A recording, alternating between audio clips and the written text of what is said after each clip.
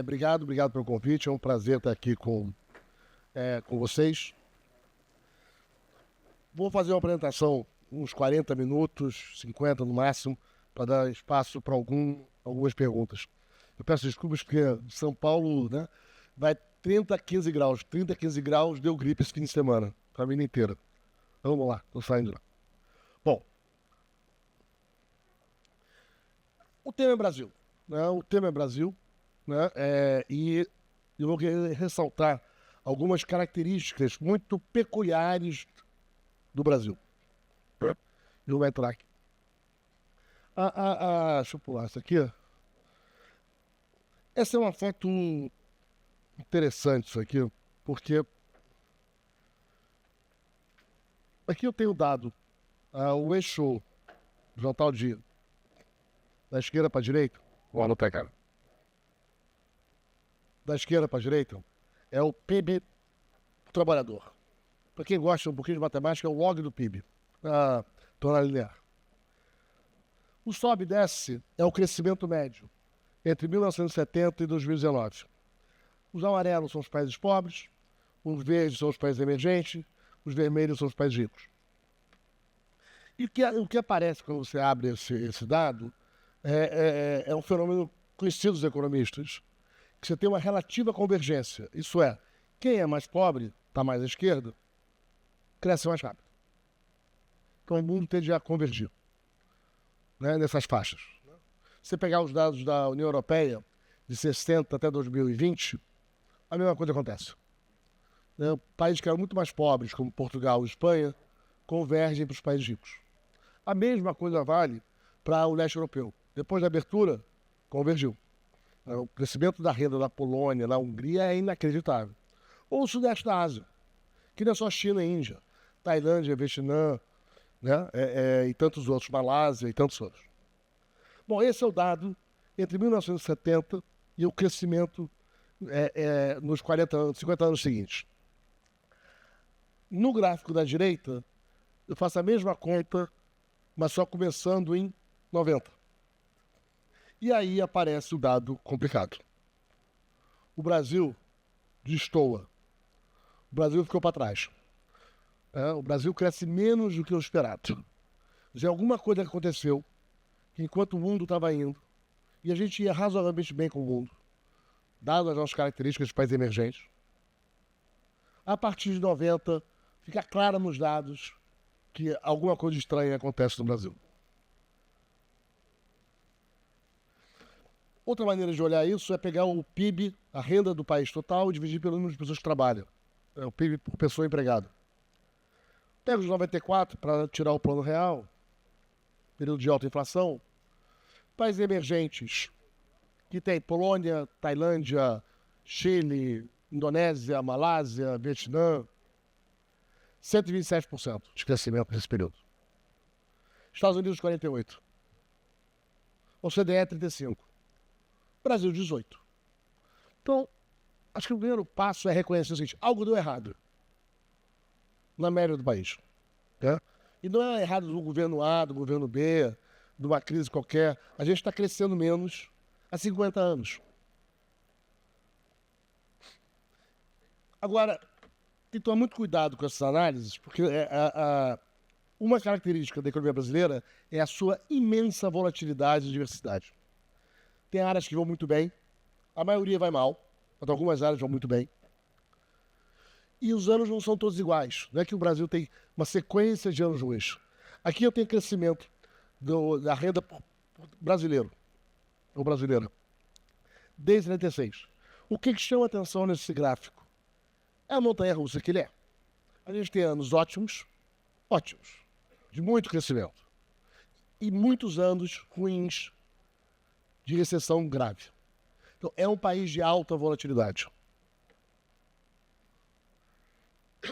E quando a gente olha, comparação, aqui são todos os países do mundo, a cauda inferior de todos os países do mundo, tá? Cauda inferior, são 200 países. Né? A gente é dos países que tem mais crise. Está entre os 10, 15 países com mais crises. Mais anos ruins. 200, tá? 200. Tem uma notícia, o Brasil não é um país rico. Não é. Brasil é nona economia do mundo, 10ª economia do mundo. Gente, faz a conta para a renda para o trabalhador, a gente está ali na metade do mundo, tá? A gente é um país de renda média, média baixa. E comparando com os demais países, aqui eu tenho todos os países, classificação do Banco Mundial, não inventei nada aqui. Do que é país rico, país de renda média, país pobre e Brasil. Entre 80 e 19 anos de crescimento negativo, país rico em geral, média 3. Alguns têm 0, outros têm 7. 3 é a média. País emergente, 3 também de média. País pobre, 14, Brasil 14. A gente tem muito mais anos de crise do que os demais países. E quando a crise bate no Brasil, é uma crise severa, né? É uma crise, uma queda muito maior do PIB do que os países.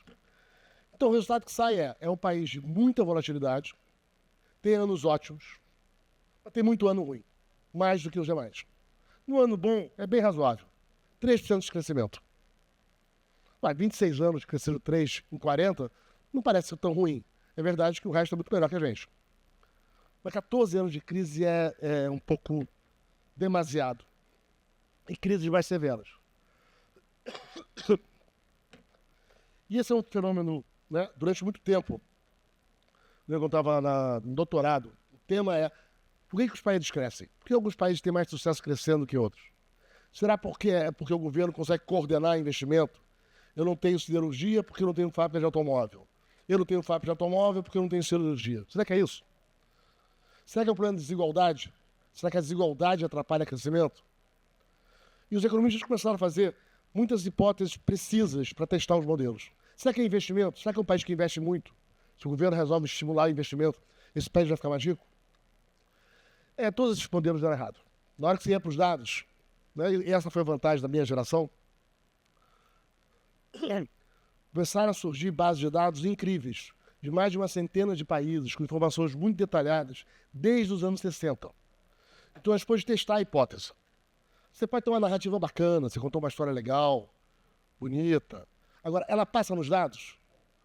Ou é cloroquina? É vacina ou cloroquina? Todas as hipóteses boas, realmente parece bacana, sedutor. Não parou de pé. Não parou de pé. Os países não crescem porque tem mais investimento. Eles não crescem porque você protege a indústria local. Eles não crescem porque você fecha a economia. Eles não crescem porque você dá crédito subsidiado. Então, não. Não. Vamos passar nos dados. E o crescimento do país, e esse é um fenômeno que acho que quem melhor entendeu isso de saída foi o Paul Romer, que ganhou o Nobel há vários anos já. Ele passa por uma mágica que com a mesma quantidade de capital e trabalho, você produz mais. Não é que você aumentou a quantidade de máquinas. Ela até aumenta depois, mas ela vem puxada pelo crescimento. Não é que você botou mais gente trabalhando. Com a mesma quantidade de gente, educação e capital, você produz mais. Essa é a mágica da produtividade. O Homer, acho que é quem mais sacou isso lá na sua tese de doutorado, 84, 5, é publicado em 86. Ele foi orientando do Zé Alexandre Sheikman, melhor economista brasileiro. É a produtividade. Aqui é o gráfico da produtividade. Olhando vários países, quem cresce muito desde 60? Quem cresce muito?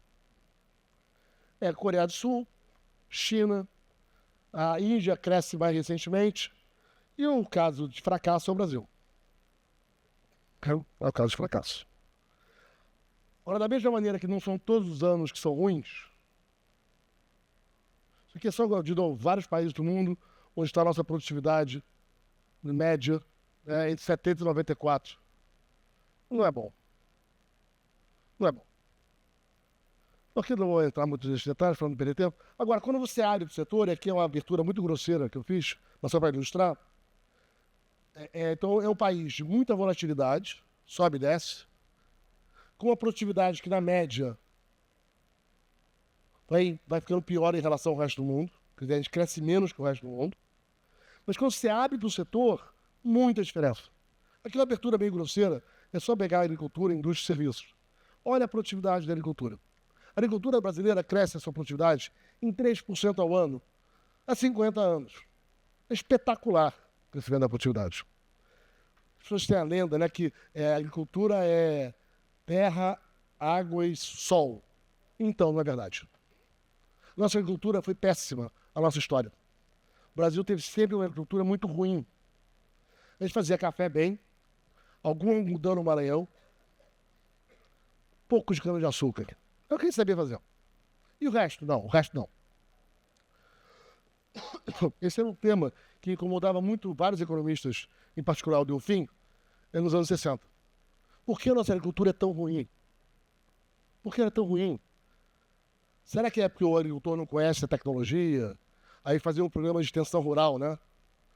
O Nelson Rockefeller foi um cara muito generoso com o Brasil, doou muito dinheiro pessoal para pegar professores universitários. O Brasil tinha grandes engenheiros agrônomos para ir nas fazendas e ver as técnicas. Fracassou. Você fazia o programa, dava errado. Não vai acontecer. O que acontece que a nossa agricultura é tão ruim? E aí o Delfim montou um grupo de trabalho, o Ciro Neto, que era o ministro da Agricultura, e foram estudar. Era o Afonso Celso Pastore, o Zé Pastore, Eliseu Alves, o Langoni participou um pouco, Carlos Langoni. E eles foram estudaram, e uma hora caiu a ficha. Falou, gente, não é que o agricultor não conhece a tecnologia, é que não tem tecnologia para a agricultura tropical. A tecnologia foi inventada para países de zona temperada. E tem uma série de problemas localizados. O solo do Centro-Oeste é pobre de nutrientes, é ácido. A soja nasceu para o Rio Grande do Sul, não nasceu para Goiás. E aí eles fizeram a política industrial mais inteligente que o Brasil já teve. Mas de longe. É o Eliseu Alves, que é o gênio aí por trás. Ele mora em Brasília, ainda está vivo. Tem que fazer homenagem ao Eliseu Alves. E fazer a política industrial mais inteligente que o Brasil já teve. Ele forma a gente. A Embrapa é criado. Ele manda 2.000 pessoas. Em 10 anos, os militares foram loucura com ele, é uma fortuna, para estudar nos melhores centros do mundo. Aí eles voltavam para o Brasil e tinham que resolver problemas. Dá para levar soja, outra cultura para o Centro-Oeste? Não sei, tem que mexer, fazer genética, não sei. Se vira aí, mano. E como é que resolve o solo no Centro-Oeste que é pobre? Não sei, cara. Foi fácil, tá? Calcário, em parte. Uma vez eu vim conversar, entrevistá-lo. Eu adoro conversar com essas pessoas, que são meio geniais. E ele é uma figura adorável, adorável. A conversa foi difícil porque eu falo embolado e ele tá solto. Então era uma conversa meio... Ele dizia, o que, Marcos? Ele dizia, Marcos, provei um teorema. Olha aqui, estou provando o teorema. 94 anos. Espetacular. Protestante. Parece um protestante suíço, um calvinista. Muito religioso. E uma cabeça de ciência espetacular. Mas Eliseu, como é que foi isso? Ele falou, Marcos, é que nem tiro de cartucheira. Eu falei, Eliseu, eu sou carioca, zona sul do Rio de Janeiro. Você acha que eu faço ideia do que é cartucheira? Aí ele me explicou, né? Não, Marcos, é aquela espingarda que sai muito tiro de chumbinho. Um deles acerta o alvo. Você forma muita gente. Dá os problemas. E o desafio, alguém vai resolver algum dos problemas. Qual o problema? Não sei. Mas põe um bando de gente inteligente para estudar. Desenvolvimento é isso. E o que a gente aprendeu na história, e o prêmio Nobel desse ano, o Moquiri eu achei espetacular, né? Merecia já há muito tempo, é um dos maiores historiadores econômicos, acho que é o maior vivo, fácil. Né? Jean Moquir, ele é muito engraçado falando, né? É francês, né? O francês não perde nem um acento, nem um gestual, né? Mas o livro tem um livro dele extraordinário, tem 2 livros extraordinários. Um de tecnologia, história, e o mais recente, A Economia Iluminada. Que ele pega a Inglaterra entre 1700 e 1850. O livro é realmente extraordinário.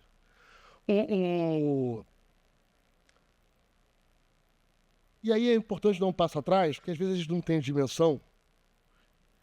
Né? O mundo até 1800 era muito pobre. a expectativa de vida ao nascer até 1800 era 40 anos. Eu seria um ancião, bom, já sou, né? Mas naquele período ali, 1800 eu seria um ancião. 40 anos. Você pode calcular a qualidade de vida das pessoas. A gente sabe, sobretudo nas regiões mais ricas, quantas roupas tinham, como moravam, o que comiam, o que bebiam. Bebia cerveja ou vinho porque a água era contaminada. A casa era casa pequena. Você, às vezes, em alguns lugares, como na França do século do Luís XIV, você, no verão, dormia em cima, e embaixo você dormia com os animais para aquecer. Uma muda de roupa, pessoal. Uma muda. Duas. Lã. Você usava durante 1 ano, 2 anos, até acabar. Você se auto-envenenava, porque não tinha sabão, né? Como é que deu essa revolução no mundo? O mundo passou por uma revolução nos 200 anos. Uma revolução. E o mundo inteiro enriqueceu. A gente não vive mais 40 anos. A gente vive mais de 80. Em alguns lugares, 90 anos. A renda das pessoas, que era na época do Império Romano, o equivalente, né, para consumir o que eles consumiam em valores de hoje, na época do Império Romano era $600 por ano. $2 por dia, tá? As pessoas viviam com o equivalente hoje a 15, 12 reais. Na França de Luís XIV, $1.200 por ano.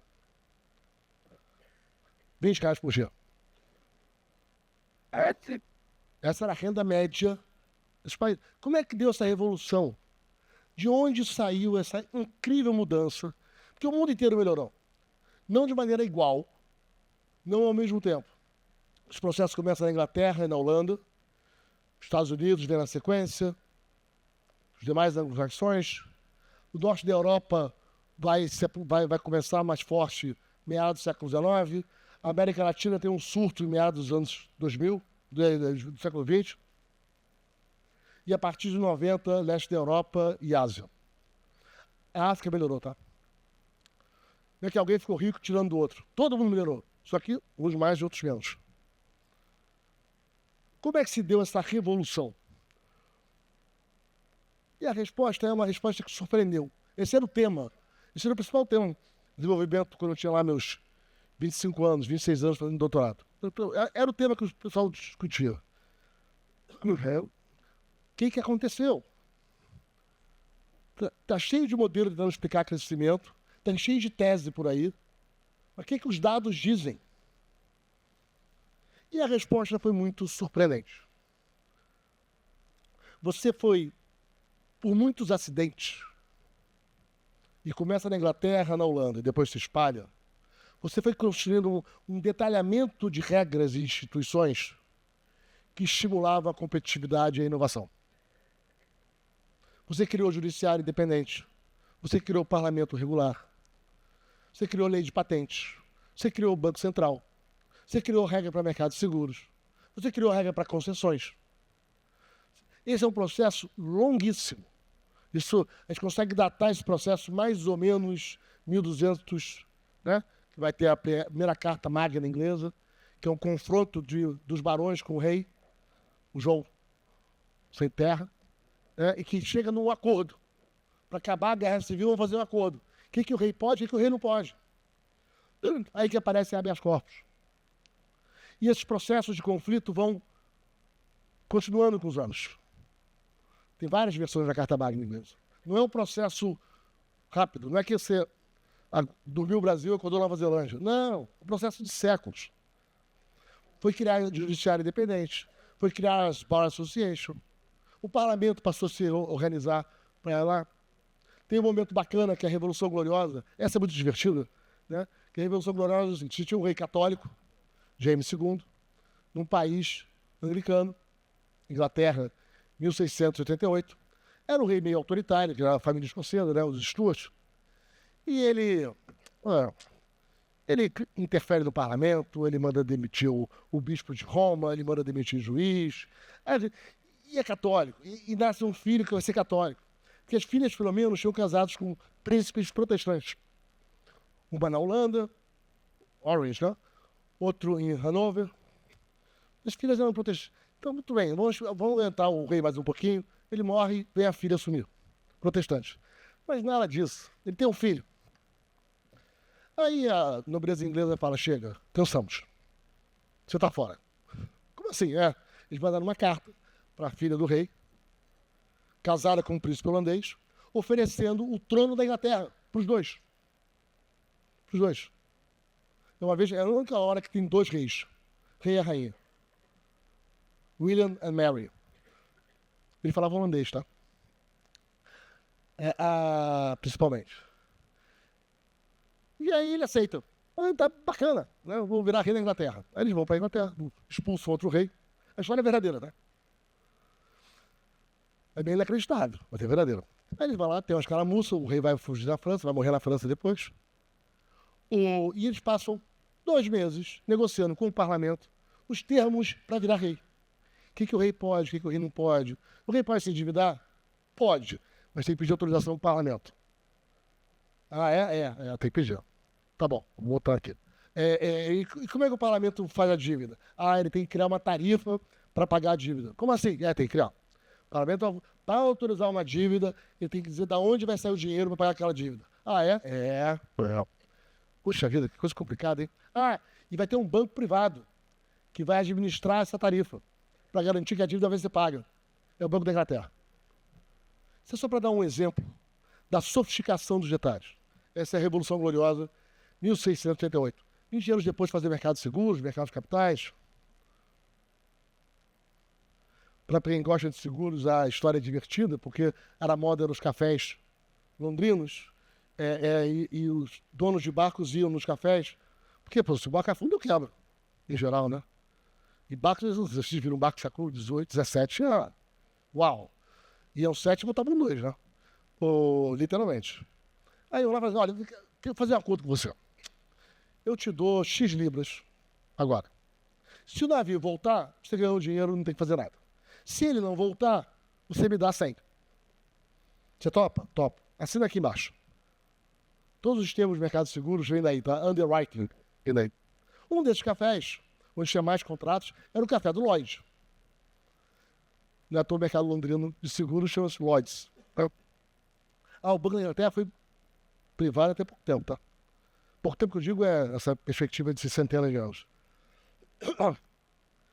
E como é que essa economia, então, se foi criando as instituições, e se você fizer algo muito bacana, você vai ficar rico.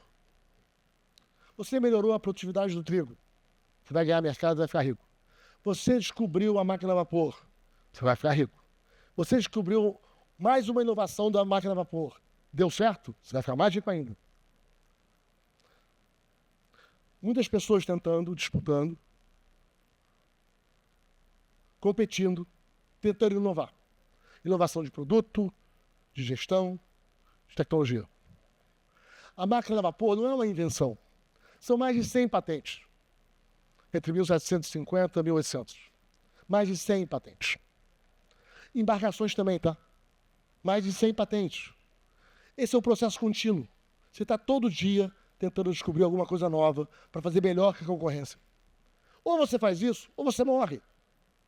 Então é bom fazer. E eventualmente você vai fracassar. E você vai morrer.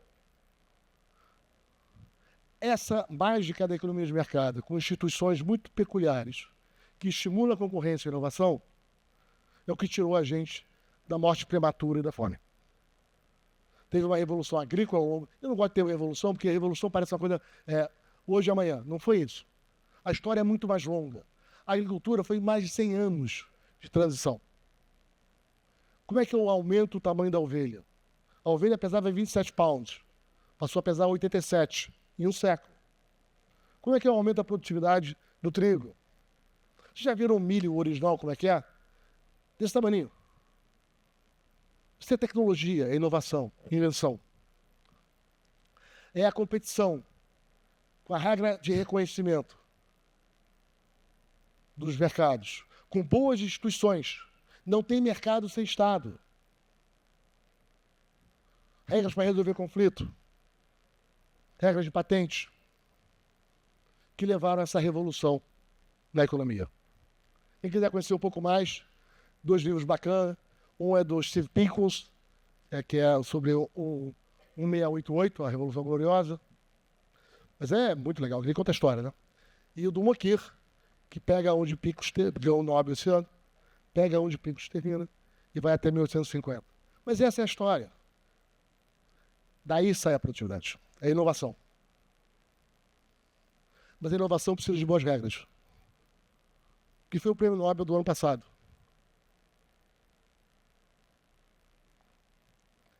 E não é trivial, tá? Deixa eu avançar aqui que o tempo tá. Mas não é só na agricultura que o Brasil tem muito sucesso. O Brasil tem muito sucesso em várias áreas. A gente é espetacular em computação, em várias áreas de computação. Eu estava semana passada no Ponto Digital do Recife. 80 mil pessoas. Faturam quase R$1 bilhão atualmente, várias empresas. E, de novo, política pública inteligente. Você tem um grande departamento de ciência da computação na Federal de Pernambuco. O governo arrumou uma área ali na parte central do Recife, está abandonada. Tem um outro subsídio pequenininho. Criaram uma governança meio maluca, que fala, vocês botaram a governança para não funcionar, né? Tá todo mundo lá, empresário, professor, zona aquela governança. 20 anos. 90 mil pessoas devendo. 90 mil. Qualquer celular de vocês vai ter aplicativos do Porto Digital. Em particular a parte de segurança. O Sul também tem. Florianópolis, Porto Alegre. Setor bancário brasileiro. Não sei que as pessoas implicam o setor bancário.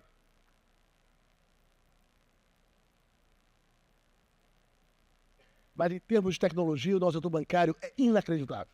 Ele é muito melhor que qualquer coisa do resto do mundo. Eu lembro quando eu estava em governo, há 20 anos atrás, sempre fazer reunião com fundo, reunião em Washington, reunião em Londres, aí explicando para banqueiros que a gente tinha cartão múltiplo. O que é cartão múltiplo? Como é que é isso? Eu tenho cartão múltiplo. Uau! Falei assim, você deposita o dinheiro em Rio Branco, ele amanhece em Porto Alegre. Mas como? Aqui nos Estados Unidos são semanas. Na Itália também. Como é que vocês fazem isso? Assim, apertou o botão. De onde sai tanta tecnologia?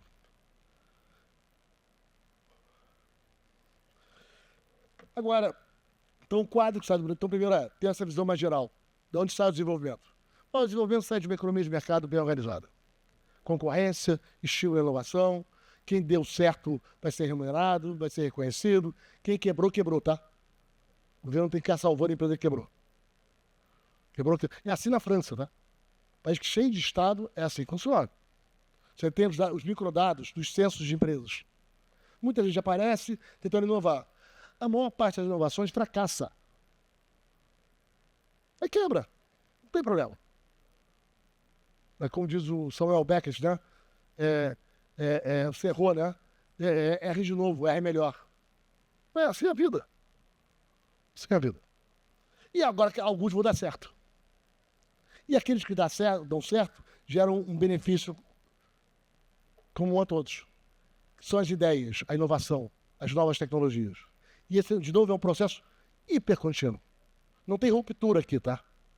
E, por favor, não tentem fazer parque tecnológico. Em geral, fracassa, tá? Tem muita regrinha, muita coisa. O que eu já vi de parque tecnológico fracassar é inacreditável. Não é trivial fazer esse estilo. Agora, então esse é o quadro geral. Quando você vai para o Brasil, o que o Brasil tem de particular? O Brasil tem em particular a macroeconomia e a microeconomia. O termo é ruim porque a macro é um pedaço da micro. Uma coisa engraçada. O economista é ruim de nome, tá?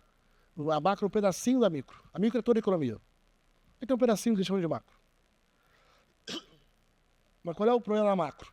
O Brasil é um país muito peculiar. O nosso gasto público é engessado. Vocês fazem, vamos fazer ajuste fiscal. Eu falo, a gente não pode. Cansa de ter estrangeiro vindo falar comigo.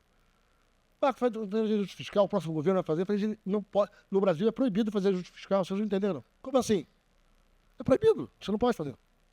Não, mexe na Constituição, mexe na lei, não pode. Mexe na Constituição. Então, gente, não pode. É proibido fazer ajuste fiscal no Brasil. Nossa lei não permite. Nossa Constituição não permite, são cláusulas pétreas da Constituição. Você não pode reduzir salário, você não pode emitir servidor.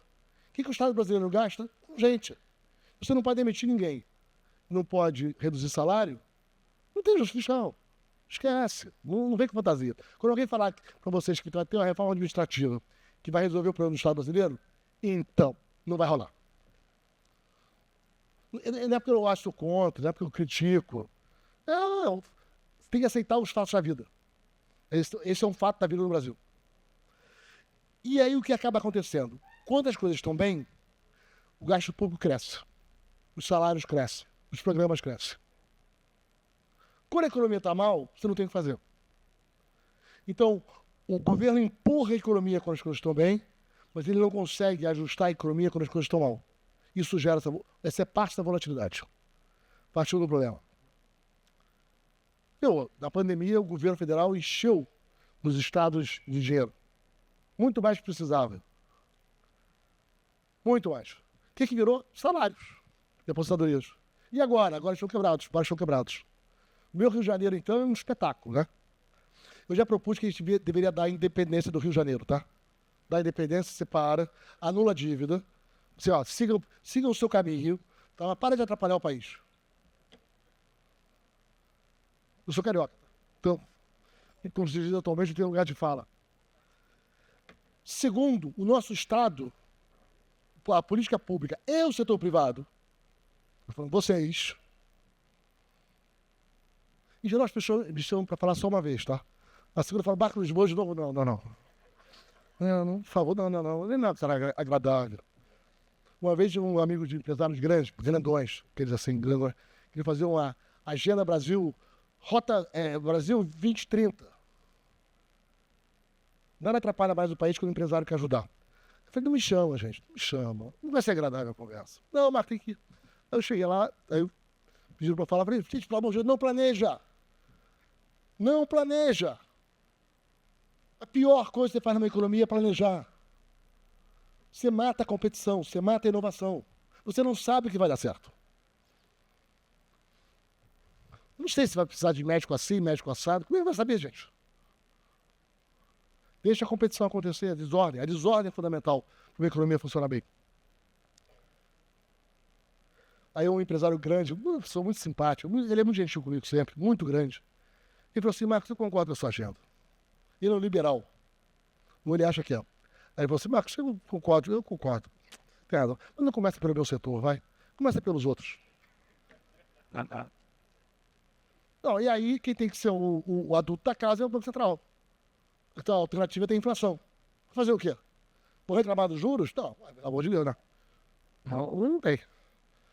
Ou o Banco Central faz o que faz, ou não tem inflação alta. Aí você escolhe o que é menos pior. Eu prefiro juros altos e inflação baixa.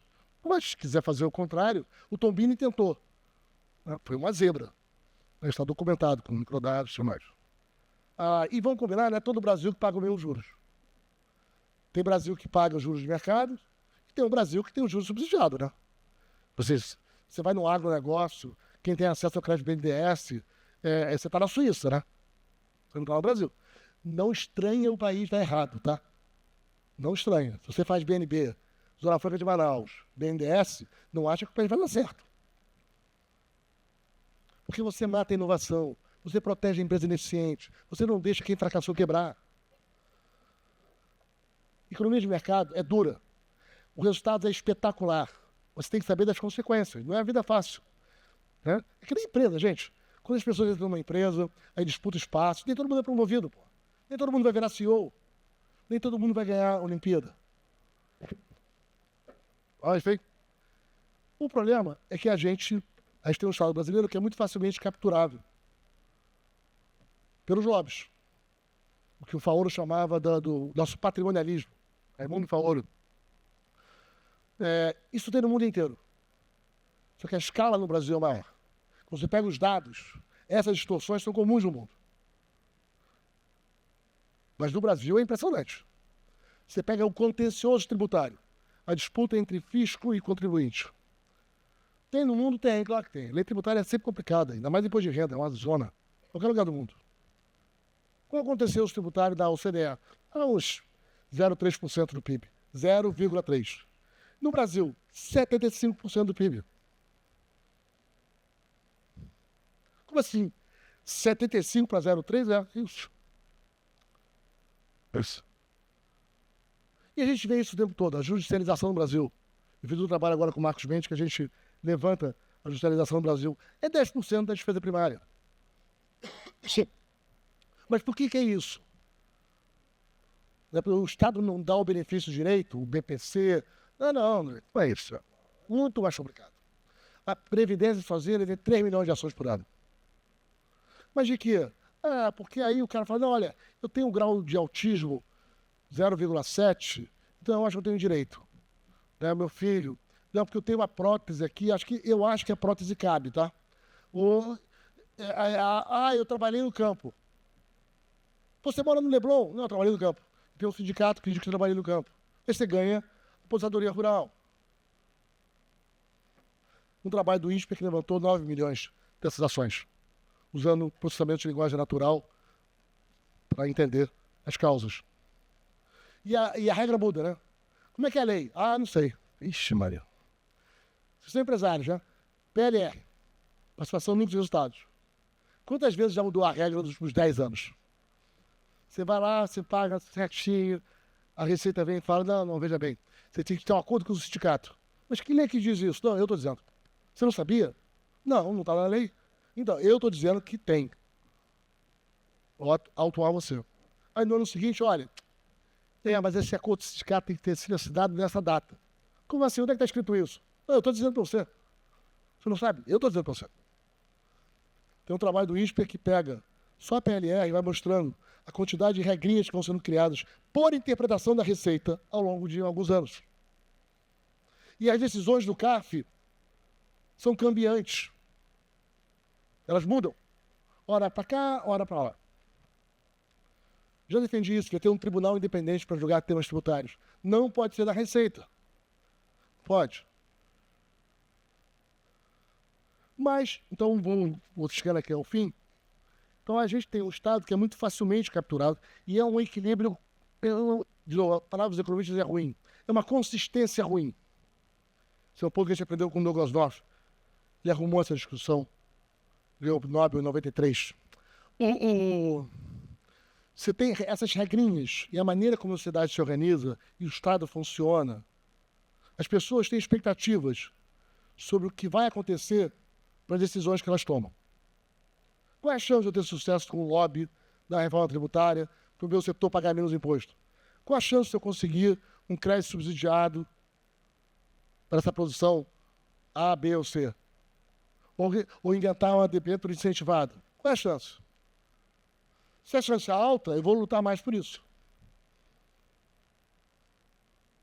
Essa é a consistência. O Brasil é um país que as regras permitem isso. A sociedade acha razoável. Os empresários acham razoável. As pessoas acham razoável. Não, estão ajudando. Bacana. Vamos ajudar a indústria brasileira, vamos ajudar a indústria do aço, vamos ajudar a indústria automobilística.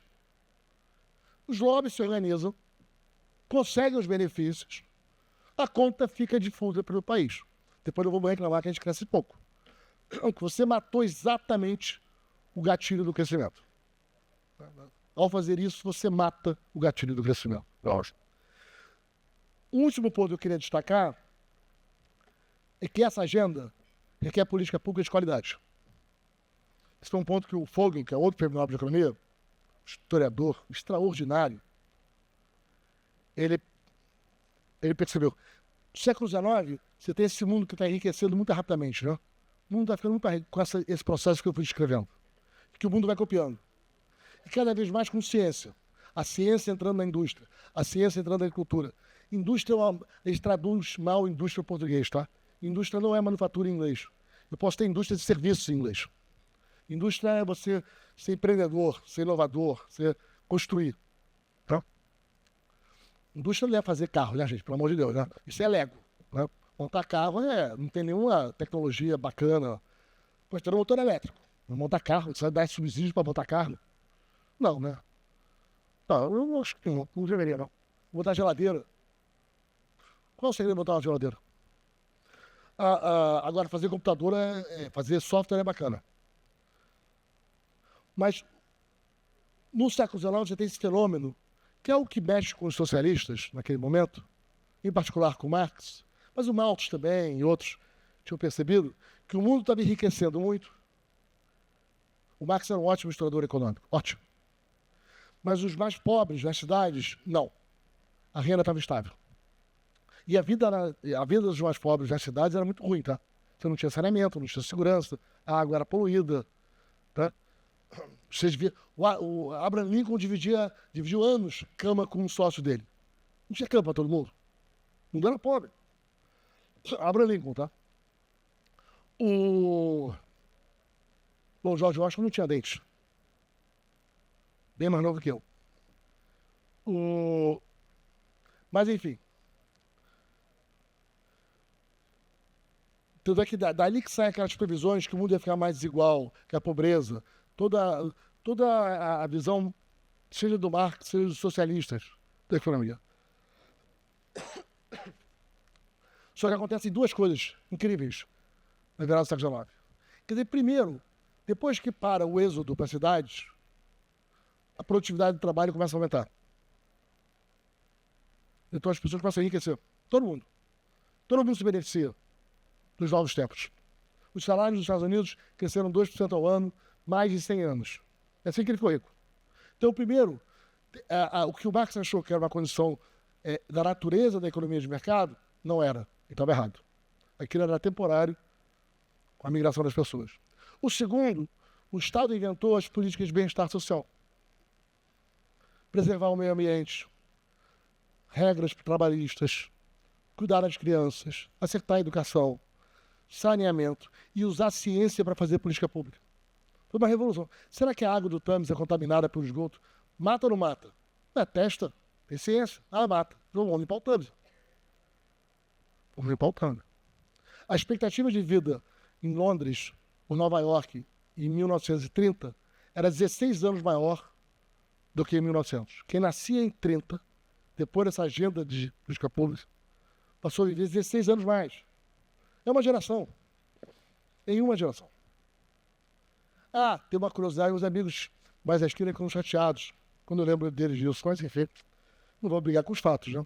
Essa agenda em geral foi feita pelos partidos conservadores, não foi pela esquerda. Previdência social é Bismarck, na Alemanha. Não é exatamente o exemplo para alguém moderado.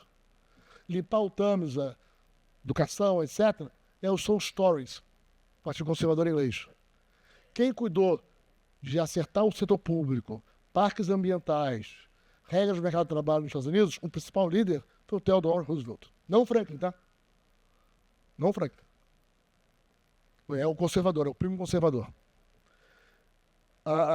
E política pública, para concluir, também tem ciência. É engraçado no Brasil como a gente faz intervenções sem olhar a ciência. E é meio inacreditável, porque nos tempos atuais tem muita evidência, tem muito teste empírico. Os economistas passaram a ficar muito mais cuidadosos com a pesquisa. Deixou-se aquela embromação que era até os anos 80.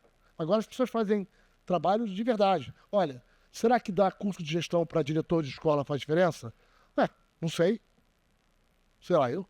Pega 300 escolas no Texas, sorteia 150 para a direita, 150 para a esquerda, dá curso de gestão para uns, não dá para os outros.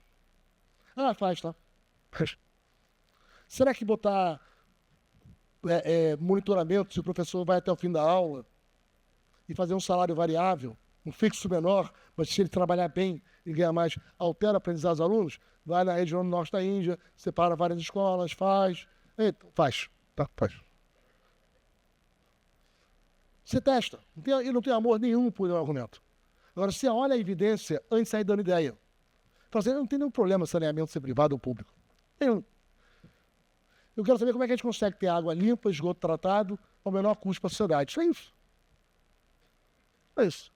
Como é que eu desenho? Não sei. Vai ser privado, público. A primeira pergunta é como é que o resto do mundo faz? Tem pesquisa. Não precisa ir no palpite. Infelizmente, nesse aspecto, direita e esquerda no Brasil são muito parecidos. Estuda-se pouco e palpita-se muito. Eu prefiro gente que tenha menos ideias, tá? E faça mais os deveres de casa. Sempre alguém tem uma ideia genial, me dá um... Quando eu era garoto do Rio de Janeiro, tinha aquela lenda do motor de táxi, né? Aquele fusquinha 4 portas, que ele No Rio de Janeiro se fumava, ele com o braço de fora, geral descalço. Doutor, eu estava vendo aqui, tem aquele conflito lá da Israel-Palestina, né?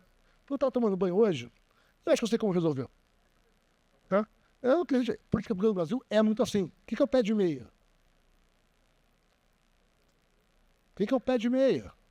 O que é o BPC? O que foi a lei de informática nos anos 80? O que foi aumentar a verba do Fundeb?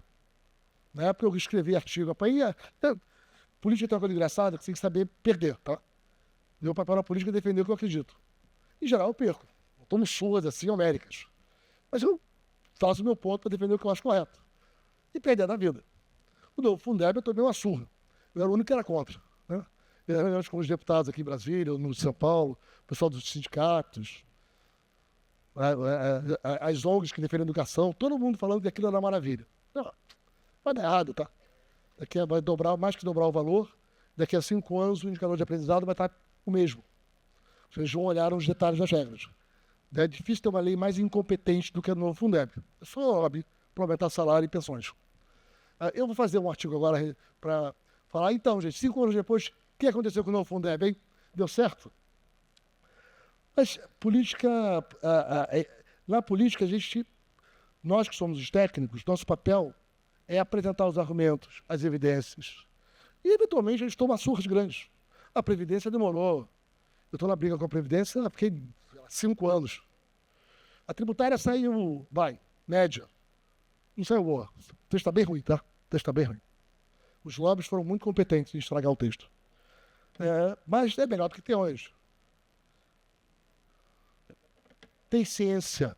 A gente não precisa ir para o debate tão desinformado. E política pública é fundamental, tanto para promover o desenvolvimento, garantir a competição, a inovação, mas também para cuidar, e é fundamental isso, da vida das pessoas. Obrigado.